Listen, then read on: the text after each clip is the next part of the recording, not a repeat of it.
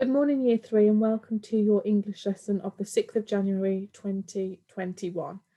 So your LO today is to retell the story. So we're going to be story mapping the text, including finding the 5 W's, because yesterday we were introduced to our new topic, which was newspaper reports. So as a starter, taken from the idea of what happened in the newspaper report, I've just got a picture here of an explosion.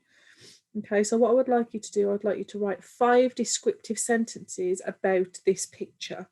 To challenge yourself, I want you to think of fronted adverbials.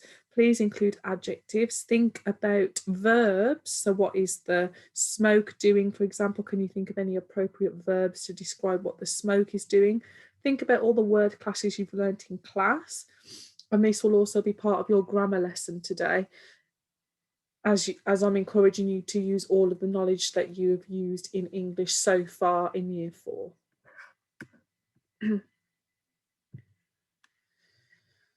So instead of me reading it out to you today, I'm going to let you read it at your own pace. But what I would like you to do is read it out loud to somebody at home. If you can't do that, just read it out loud and use your actions that you created from yesterday to help you.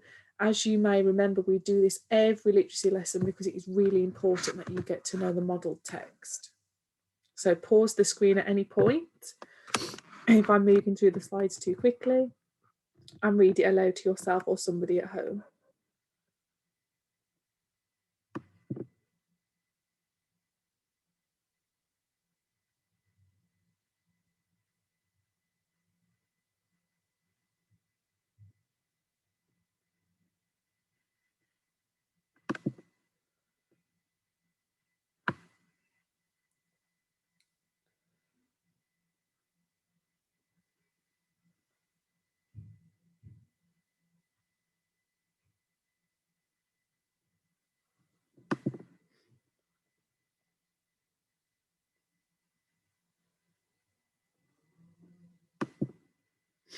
So I want you to think about these questions. I will reveal the answers to them in time, but I want you to have a think about what you already know about these questions. So what does the word chronological order mean? We've definitely done this before, whether it's been with me in Year 3 or with your teacher in Year 4. Why do you think that a newspaper report is written in chronological order? Why is it important? And what tense is the newspaper report written in? Now, the tense of the newspaper report does change in the last paragraph, which is called the reorientation. And the reorientation, as a clue, tells us what's happening now. So I'd like you to think about how the tense might change at the end of the newspaper report and why.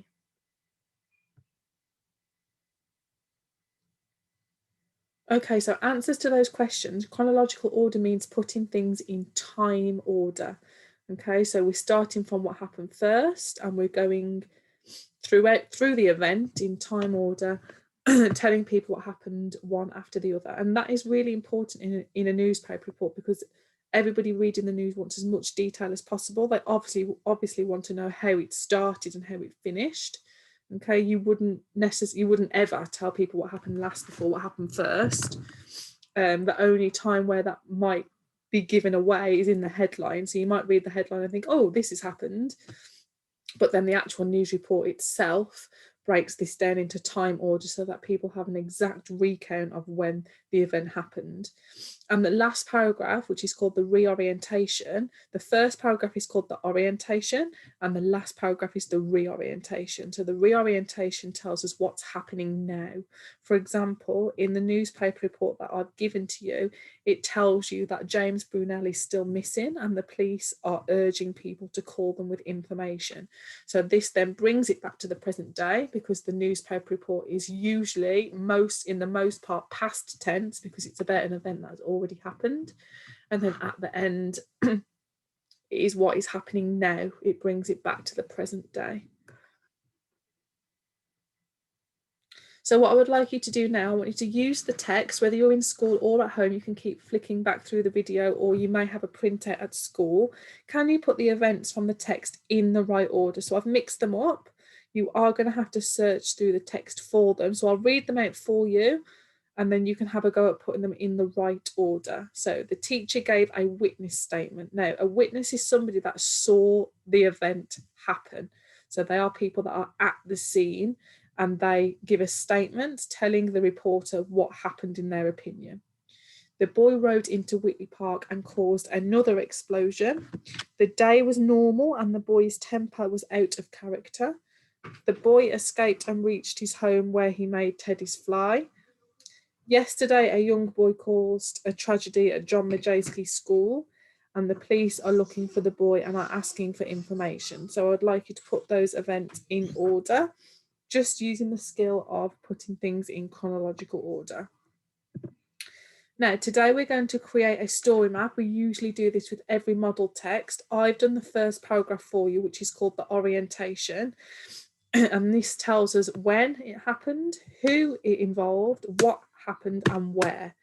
And then you move on to the next paragraph, which is the main body, and that explains how it happened and why it happened. So as you go further into the newspaper report, it is more in depth about how and why the event actually happened. So there are a few pictures there to show you how you could use pictures to map out the text. And what I would like you to do, if you're choosing mild today, create a story map to show what happens in the rest of the newspaper report.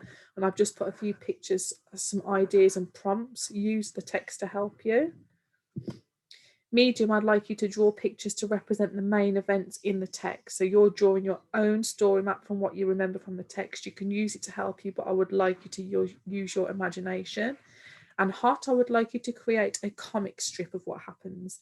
And that will mean that you have to use keywords and phrases and write them underneath each picture. And I've put here an example of what your storyboard might look like. So it's very, very similar to what we've done before, but it just includes some words for what happens at each part of the text.